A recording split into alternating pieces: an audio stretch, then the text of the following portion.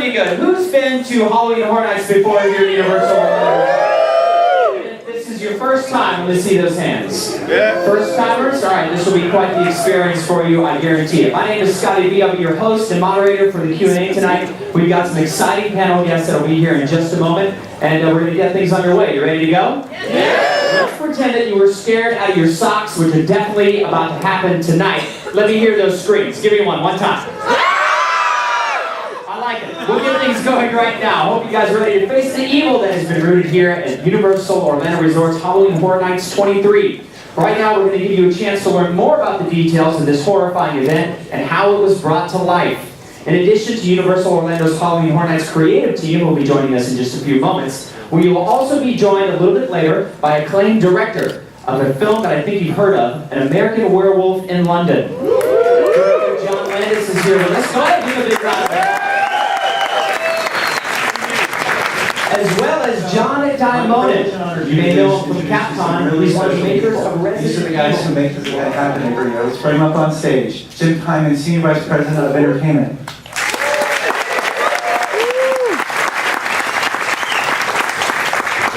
Jim's been awake since God knows how long. The only person who's been awake longer than Jim, Mike Aiello, creative director, Halloween Horror Nights.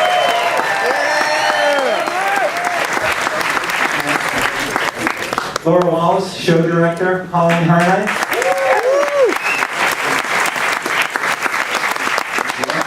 You're in great hands. They have a lot of cool information to share with you.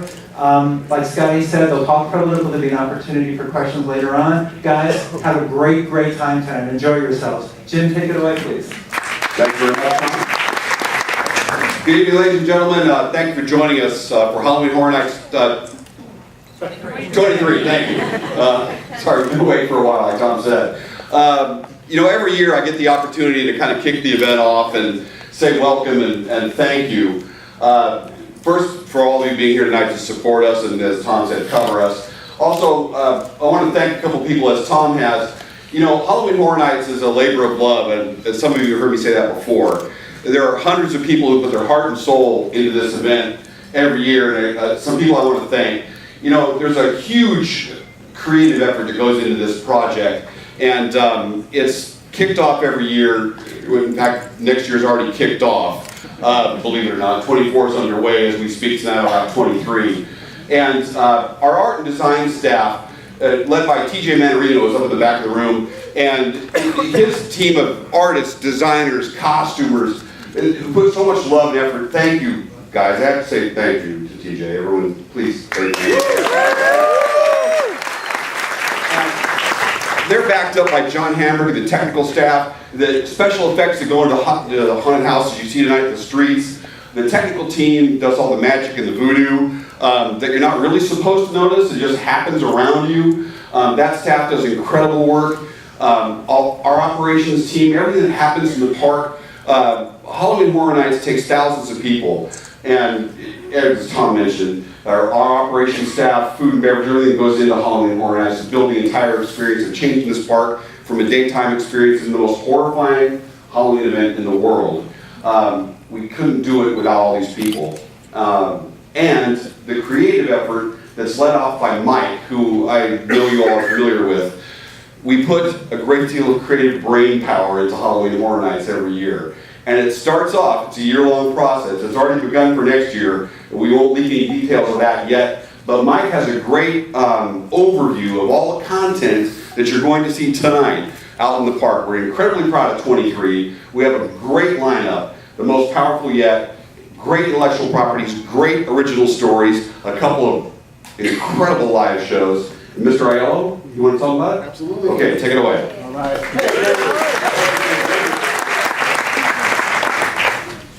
Mazes. We have some of the best mazes I think we've produced yet for Halloween Horror Nights 23. This event began with original content. That's how this event started 23 years ago. Original ideas, original mazes. This year we have 3 very, very strong original content mazes that we're very proud of. And the first one, I'll tell you right now, is Urban Legends La Llorona. Very, very cool maze. It's in one of our tents, but I tell you what, you would never know it. This is the most elaborate themed tent maze we've ever produced. We did one a couple years ago called Nevermore. based on the works of Edgar Allan Poe. That for us was the pinnacle of a tent maze. For us, this one beat it this year. It is the most gorgeously terrifying experience that we've done in a tent so far, and all rooted around this 500-year-old legend of La Llorona. And it is a spooky maze, it's a sorrowful maze. The thematic is unique. Anyone in the video? Oh, cool, all right. So yeah, we're really, really proud of this maze. And anytime we can present a maze that has a female antagonist, we really latch on to because it's unique. And this is something that we actually adopted from our Hollywood park in essence. It was gorgeous out there. We've made some changes, done some tweaks, made it our own, and you guys are really gonna like it. Next maze. Havoc Derailed. Fan favorite. We did this maze several years ago where these genetically altered super soldiers went crazy inside this facility and literally tore it apart. Ever since we did that maze, our fans wanted us to do a sequel. We waited. And we also waited on a certain thematic that we wanted to do. David Hughes, who is an amazing designer, David and Kim Brommel are the maze designers this year, and they are the most brilliant men I've ever had the pleasure of working with. We conferred and we really wanted to do a maze inside a train. We've never done it before. A maze that it encloses you, that it has a ceiling that looks like a train car. And then we had this crazy idea of what if we give the illusion and the essence that it's derailed and it's full of these super soldiers. Perfect, let's try it. Boom, and then we had to do it. Havoc Derailed is an intense maze. The casting here is literally insane. And all the cast in there have shaved their heads for these roles. We've got tattoo barcodes on the back of their heads. They are just so cool looking, and they are terrifying.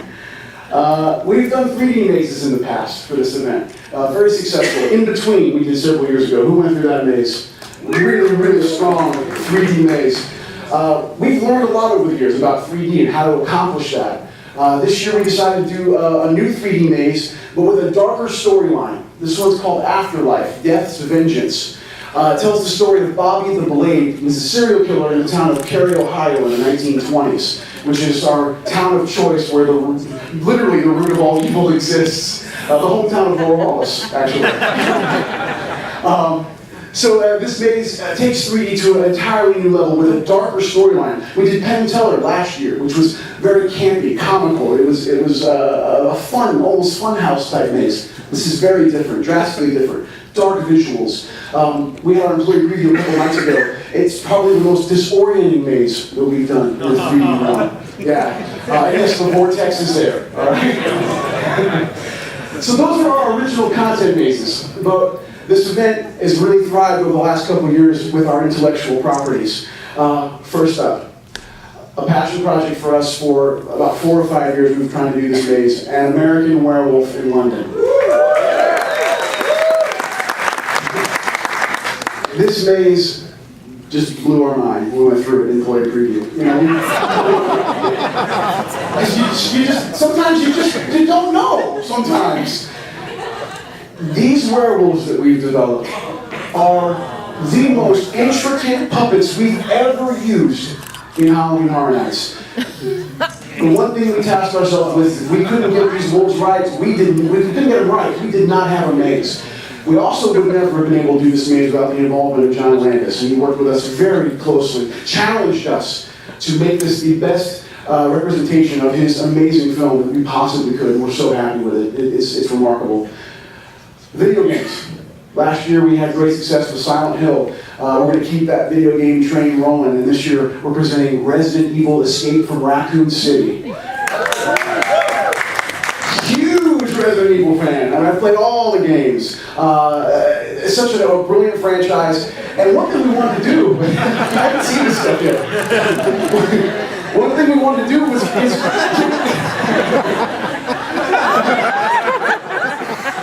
that's awesome. We wanted to give it this kind of retro feel, so we based it in games 2 and 3. We knew Nemesis was like a big boss in the Resident Evil franchise, and so it was kind of fun for us to kind of play with those aesthetics. Yes, there are zombies in the space, but their textures are completely different than, let's say, like Walking Dead. We've got creatures in this maze. Nemesis is on 10 feet, 12 feet in the air, firing his Gatling gun down at the guests as you're going through. It's just insane. The Cabin in the Woods. I'm so happy you guys like that movie, because when we saw saw it for the first time, immediately we're like, we have to do that. We have to do that maze. And we got to work with Lionsgate very closely. Worked with Drew Goddard, the film's writer and co-writer and director. Also, Josh Whedon co-wrote the film. And Drew is an amazing guy. We had lunch with him way back, and it was like kindred spirits. We talked about the maze for about a half hour, and then basically talked about horror movies for 4 hours after that. There she is, so Sugar Plum Fairy. So yeah, it's the movie. You start in the cabin, you're with these zombie fans. And then you end up in the facility, just as that purge button is hit. Boom, you're in the elevator room, and things are going crazy. Blood from floor to ceiling inside that elevator shaft. It is the coolest maze. We were watching people on the way out last night, exiting the maze, literally just doing this. It was awesome. It was awesome. Another awesome franchise, Evil Dead. A remake came out this past year, and I know, being a fan, a horror fan, everybody that knew this remake was happening was just hoping that it was going to be good. Because those three films, Evil Dead, Evil Dead 2, and Army of Darkness are like, they're cult classics. And you know what? It was awesome. It was gory, it was visceral, and that's what we immediately attached to, was how gory that this film was. And that is what we're recreating in this maze. This is probably, it's a terrifying maze, but it's also one of the most presentational mazes, I think, that we've done in a while, where you're literally watching these scenes play out. We've got a room called Blood Puke.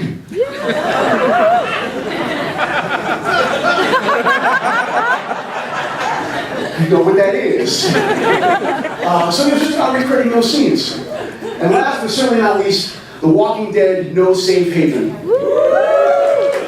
The Walking Dead TV series is an anomaly. It really is. Horror fans out here, this show, 14 million viewers a week watch The Walking Dead. That is unlike any show on television right now, much less a show based in a horror genre.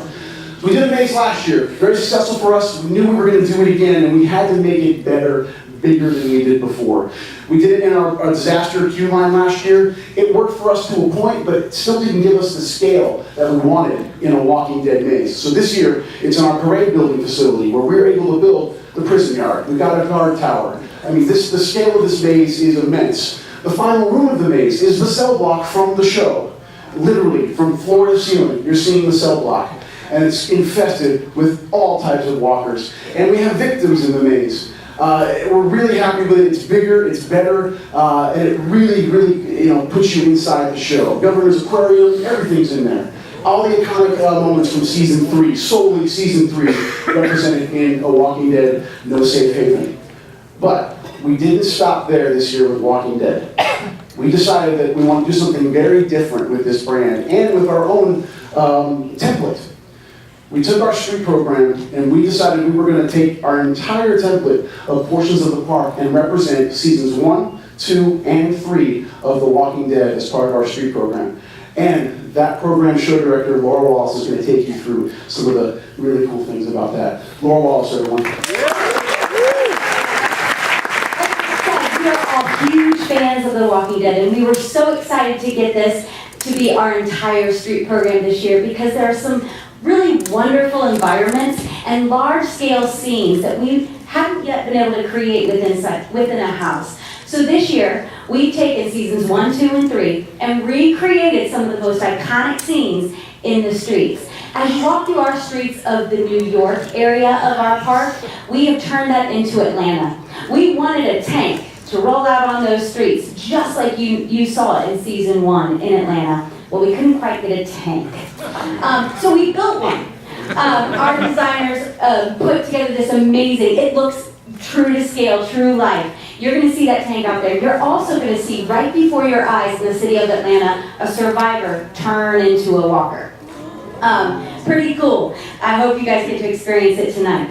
Also, we wanted to bring camp from season 1 to life. So we found the perfect area down by our animal actors area is this little circular area where we have set up camp. We have the RV, we have some survivors on top of the RV. There's some tents, there's some really special cool things that happen inside those tents. I'm going to let you experience that tonight.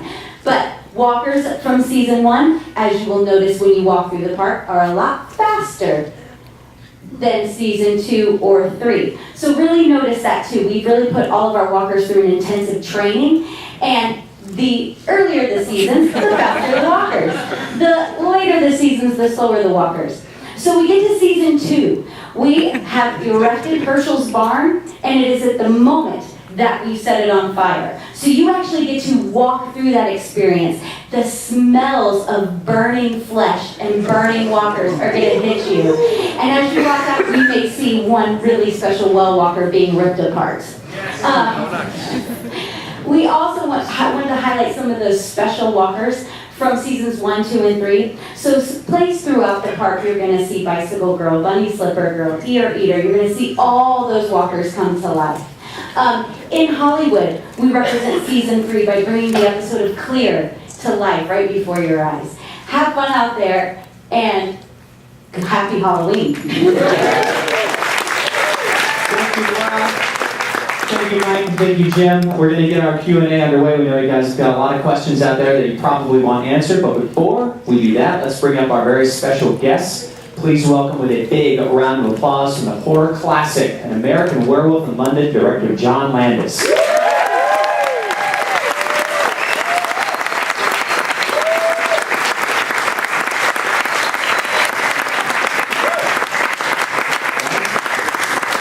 And another John from the hit Resident Evil. Please welcome John Daimonen.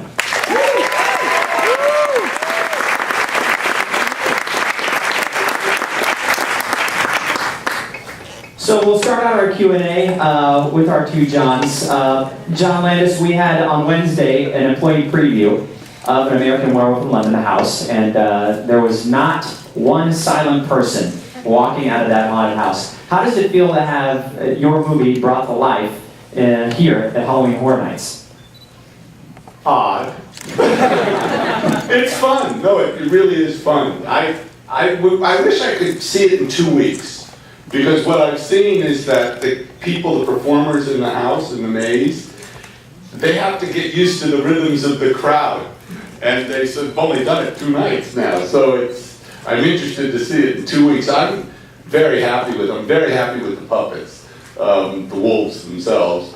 And it's fun. It's fun to see it. It's a real science that Mike and these gentlemen have perfected, these scary mazes. And it's great. Although I have to tell you, just standing up there listening to all 3 of you talking, I thought, can you imagine if someone like, this is like what's happening to our civilization? Like everybody, it's so gross, it's so gory, it's so terrifying. And I realized, yeah, it's like my idea of a good time.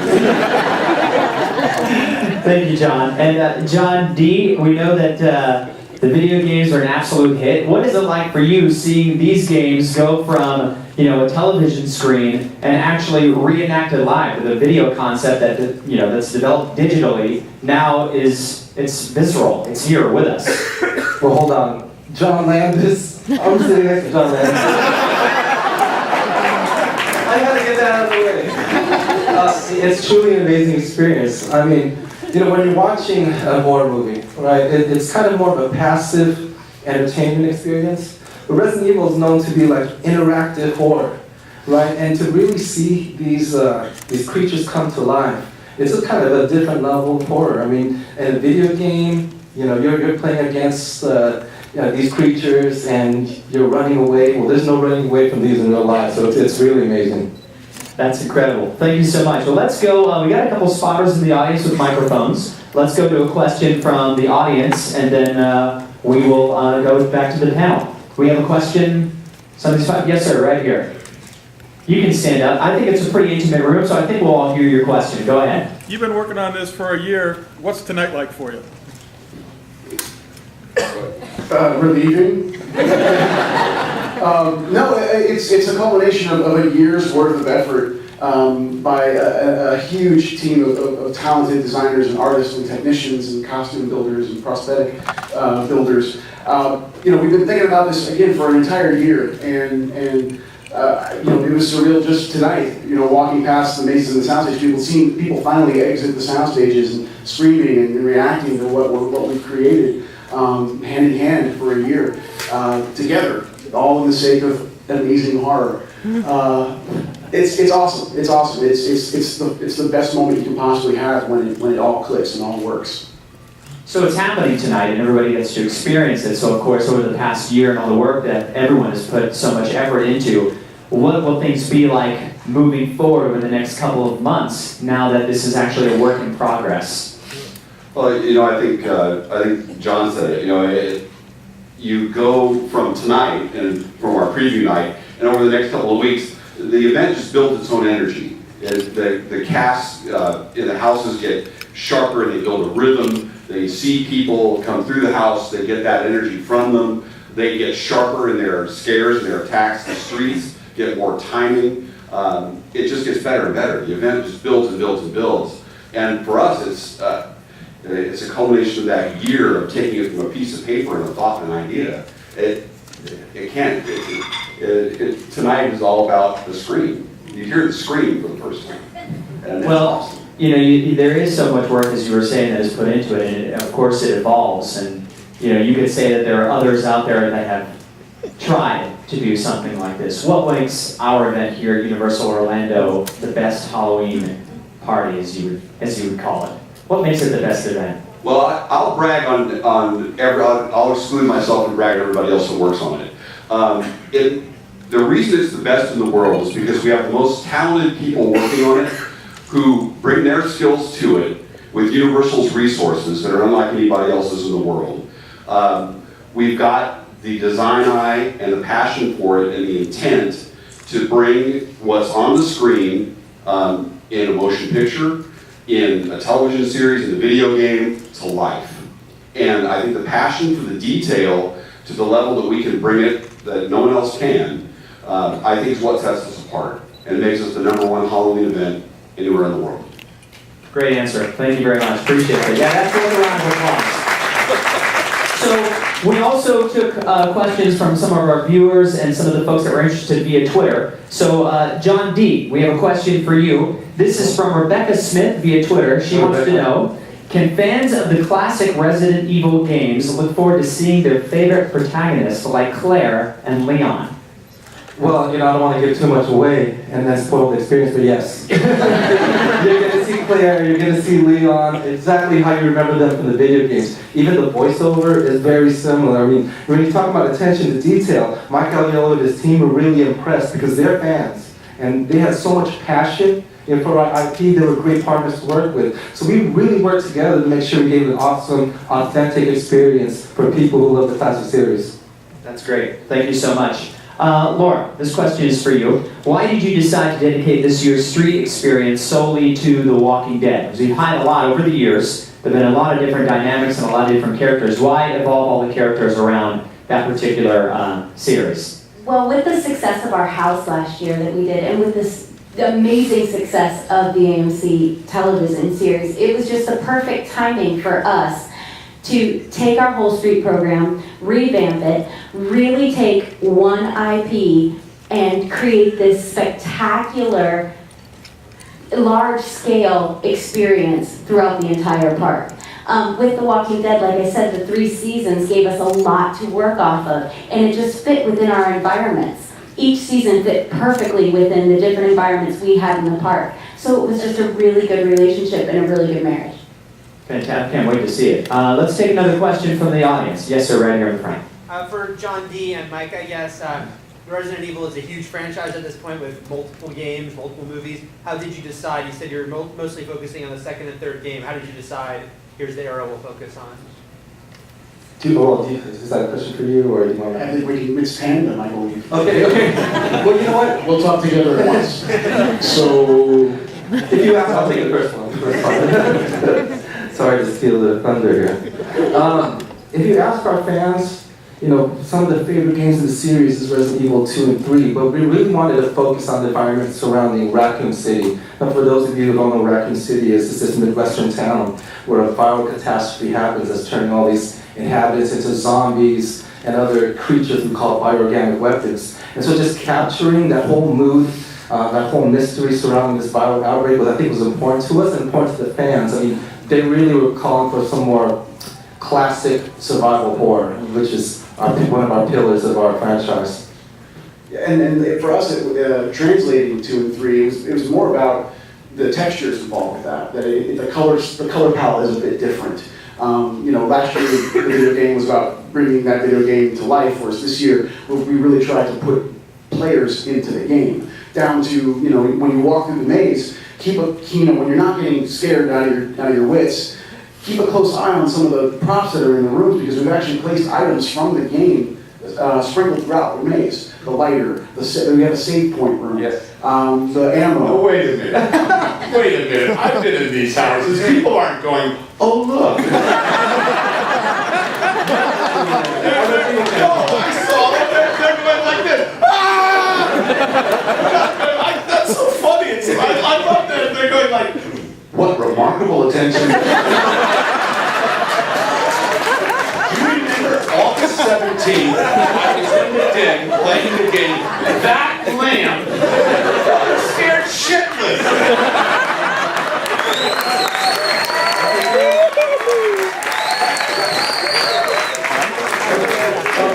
It was just for me then, I guess. It's for us geeks. Truthfully, actually, I'm just being subversive. But the truth is, I think it does make a difference.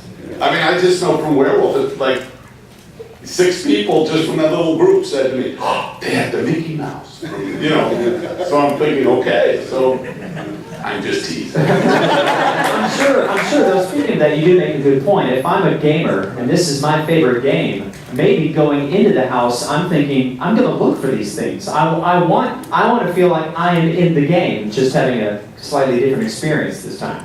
Well, definitely. You're probably going to go through a stage like this. You're scared, but you want to see all the detail. But I think that attention to detail, really, it was interesting to watch the whole creative process go through. I mean, everything from the slightest touches, like how the ears of the zombie dogs would point. We went through a couple revisions on that. And it's funny because you think, well, that's a really small detail. But see, something about Resident Evil fans is that we have the most loyal, vocal and critical fans in the whole industry, and I say that very lovingly. But anytime they see any sort of inaccuracy, they're the first ones to tell us, and we're really respectful, of our fan base like that. And it is really just to provide the best experience possible for our fans. Well, you're definitely going to get it. Let's take another question from the audience here. Yes, sir. Plaid shirt. John Landis.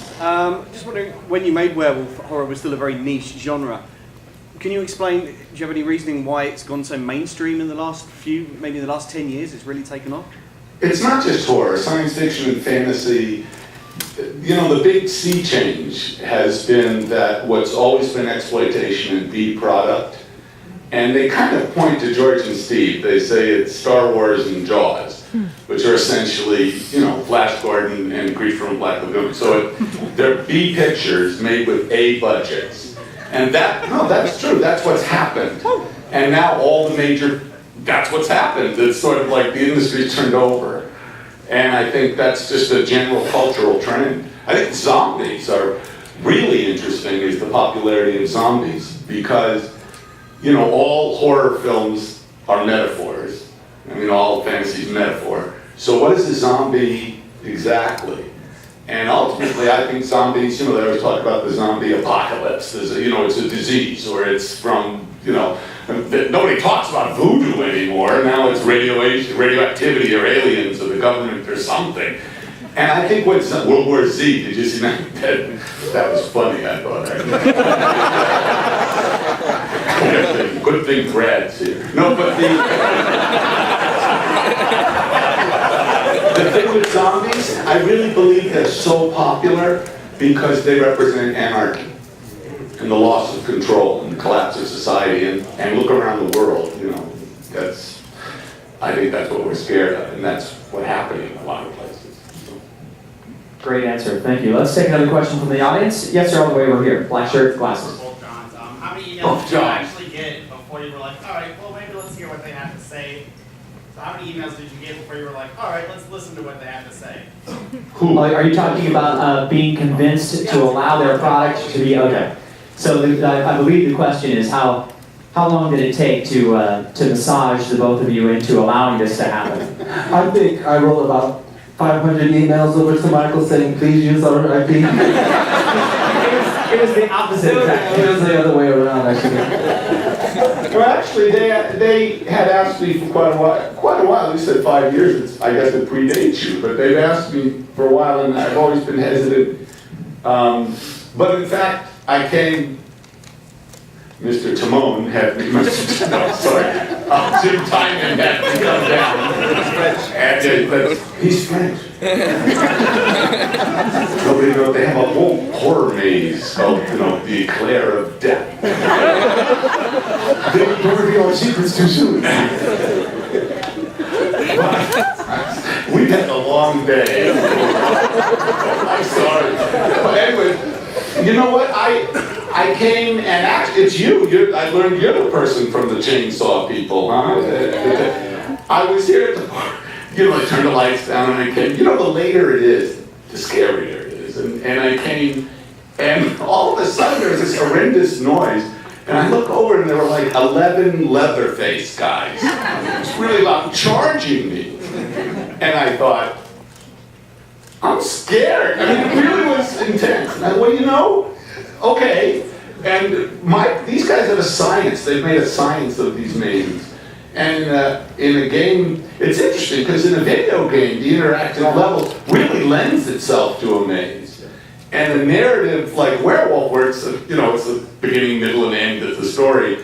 I thought, well, how are they gonna? And actually, it's a very specific thing, and I think they did a great job. I'm fascinated. I mean, it's frustrating for me. They're used to it, but I'm used to having control of where people are looking and stuff.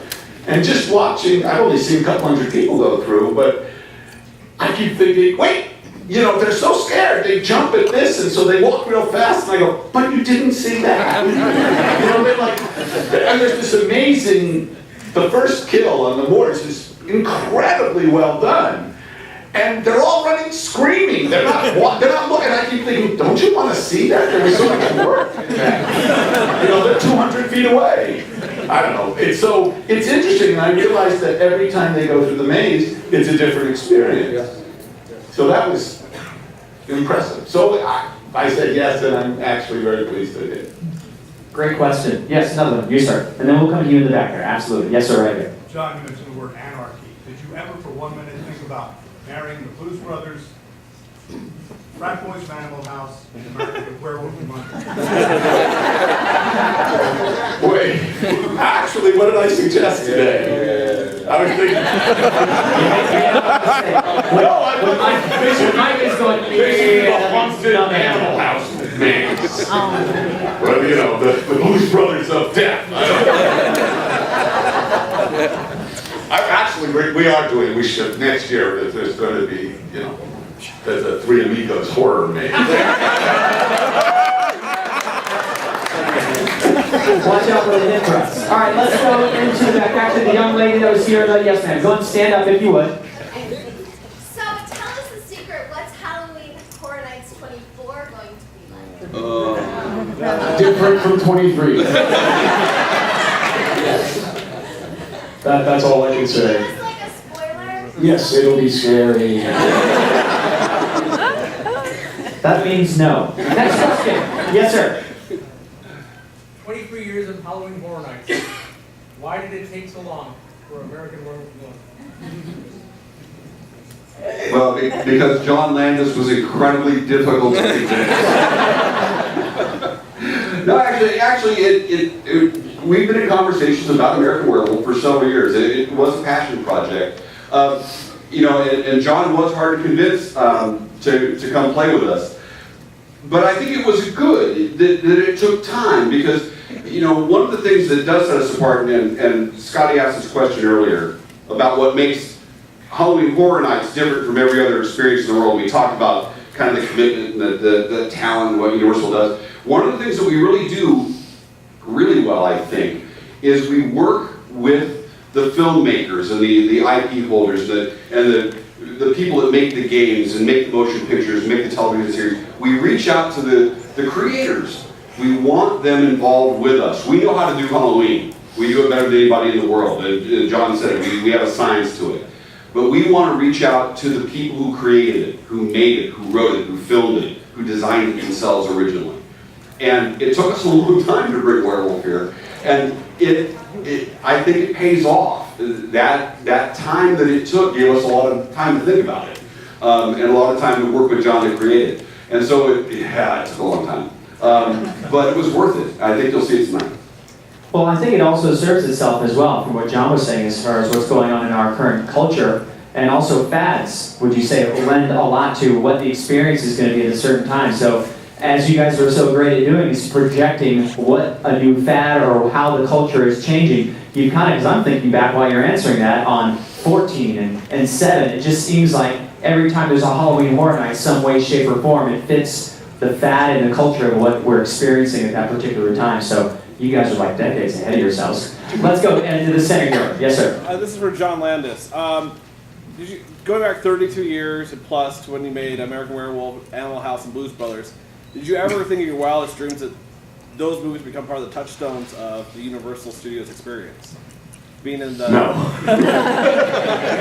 Well, what has that been like, I guess, seeing these endure, you know, where every night people see it in the cinemas, which is spectacular.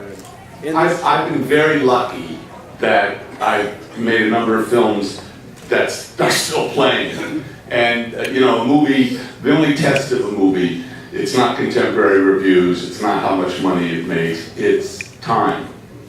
So if you can watch a movie 30 years later and it's still entertaining you, I'm delighted, I'm thrilled. But no, I mean, I made for Universal a picture called Into the Night. You'll notice there's no Into the Night ride. You know, I mean, that picture made no money and people went, Michelle Pfeiffer, who? You know, it's just gone. And that was a failure. But I worked just as hard on that as I did on the successes. You never know. It's all about the zeitgeist and timing and luck. I'm going to get to a question here in a second. We do have a Twitter question we want to get to. This is for Laura. This is from Tyler Scott via Twitter.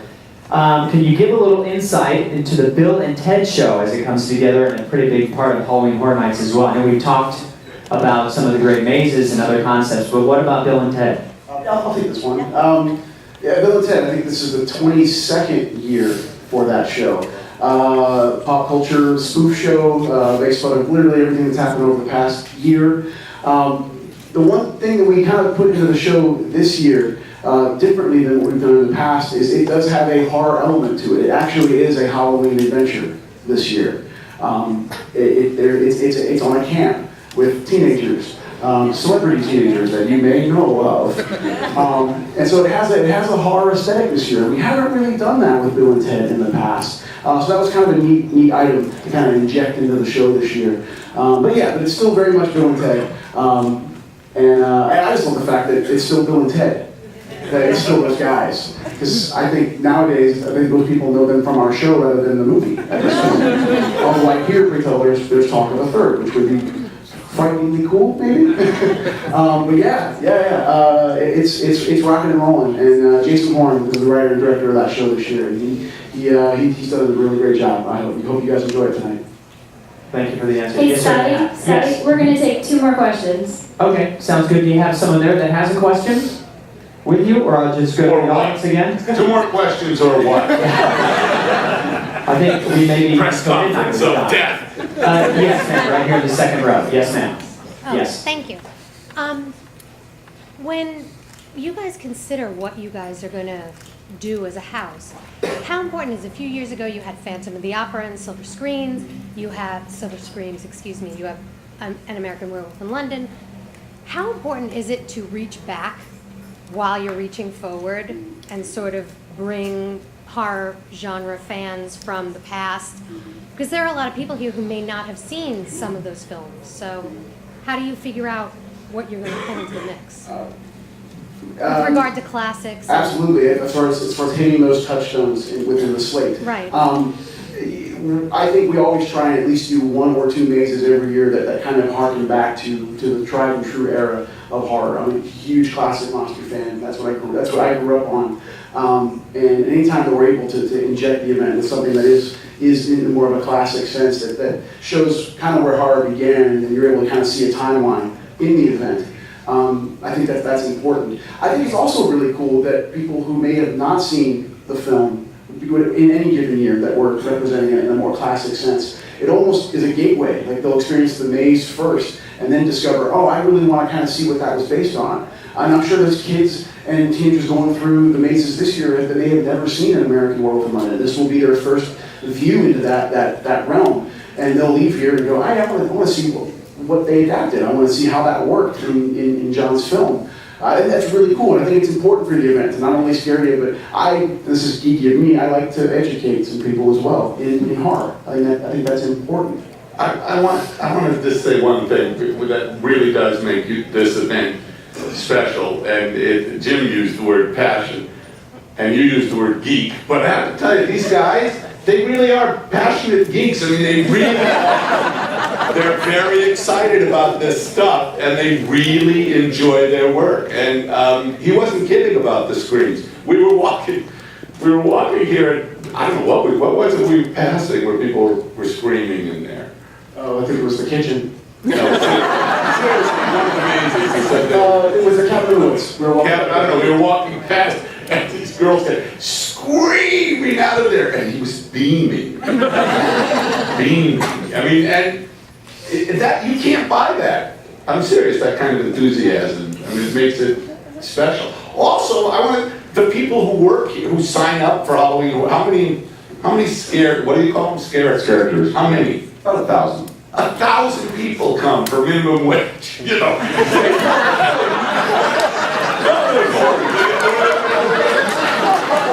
No, John, they're all salaried employees with full benefits. We know that's not true.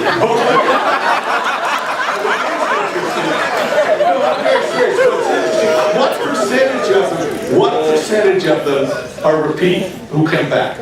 There's probably 90% of our characters that come back every year. Yeah, every year in July, the first audition. We have a big reunion audition, and every year it seems to grow, and every year more and more of our characters are coming back. So what's crazy is, it used to take us all the way up till October to cast this entire event and keep it cast. Now we're cast by the second week of July.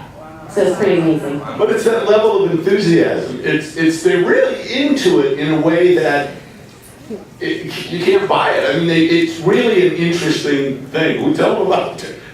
There's a lawyer from Tampa. Yeah, in the past, yeah, he has a practice, and I don't think he's working with us the last couple of Probably years. in jail. And he has a practice during the day, and for many years, he would take a vacation for 2 months from his practice, come here and perform in the event, and then go back to his day job after 2 months. So yeah, I mean, there are people that would never dream of doing something like this, end up catching that bug and wanting to scare people for 2 months and come here and do it. So yeah, it's remarkable. Okay, we've got time for one more question, and we'll give it to the loudest screamer in the house that wants to ask a question. Okay, up top there. Sir, go ahead with your question. She's your queen to be.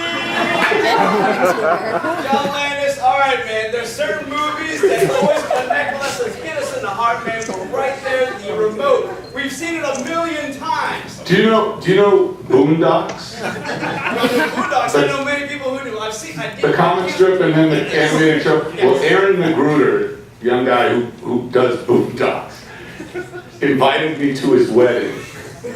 And I thought, why am I being invited? Okay, sure. So we went to this very nice wedding. And I won't tell you who, but a famous African-American actor came out and sang that song. And she walked down the aisle. I thought, man. All right, so obviously you know what movies connect with us. What are the top two that you're like sitting there, you've seen it a gabillion times? Which ones do you sit there and actually watch? Of my films? Yeah, your movie. I don't watch my films. I've seen them. Just the ones that go through that DVR or what have you, and they always connect with you. Oh, you mean of movies? Oh, okay. That's a tough one because I have hundreds of favorite movies. There's certain movies that, you know, if you're turning channels and it's on TV, you just get, like Godfather 2, you just get sucked in. Goodfellas, you know, Wizard of Oz or King Kong. There's a lot there. You know what? I hate those top 10 lists and stuff. I have too many films that I just love. You know what breaks my heart now is most people will see Lawrence of Arabia 2001 on their iPad. As a filmmaker, that kills me. But I honestly don't have a favorite. Thank you. Thank you. Thank you, Alex Diaz, for your very energetic question and performance. Our teams will be calling your teams in the AM. Ladies and gentlemen, how about a big round of applause?